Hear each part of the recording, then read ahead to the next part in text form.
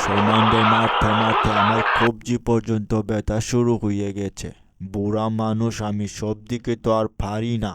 ভাবলাম যুদ্ধের ফাঁকে গিয়ে আমার সৌদি আরবের হিজড়া বাদশাকে দেখে আসি। আব্বা, আমার সৌদি আরব আসতে তো কোনো সমস্যা হয় না আব্বা। আব্বা, আব্বা, আকাশে কোনো সমস্যা হয় না তো আব্বা? আব্বা, না রে বাবা গেদু, তেমন সমস্যা হয় নাই। সামান্য ইরানের আকাশে একটু জ্যাম পড়ছিল, দেখলাম তোমার মতো একটা হিজড়া বাদশা একটা গেদু মিসাইল রয়ে দাঁড়ায় রয়েছে। পরে গেদু সাহস দেখো অবাক, কয় আমার পিছন দিয়ে মিসাইল ভরিয়ে দিব। তখন তোমার দোয়াই দিলাম, কয় তোমারও পিছন দিয়ে মিসাইল ভরিয়ে দিব। আব্বা, আপনি আসবেন বলে আমি আমার দেশের সব আইন শৃঙ্খলা বাহিনী সাজাই রাখছি।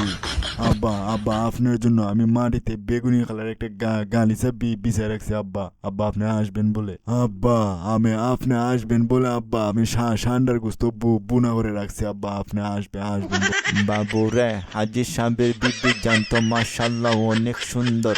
বাবা হিজরা বাদশাহ, তুমি রাতে আমার মুসাফির খানায় বিবি জানরে ফাটিয়ে দিও। কি বলেন আব্বা? আব্বা জান, আমার বিবি সহ আমি রাতে আপনার মুসাফিরখানায় যাবো আব্বা জান। আপনি খালি আমারে দেখেন আব্বা জান। আপনার মিসাইলটা শুধু আমার সৌদি আরব বাঁধে ফেলাইন আব্বা। আব্বা জান, না রে বাবা গেদু, তোরে আমি মিসাইল মারতে যাব কেন? তোর দেশ থেকে আমারে মাঝে মাঝে তেল দিয়ে সাহায্য করিস, মিসাইল আমি অন্য দেশে মারবো নে রে বাবা গেদু।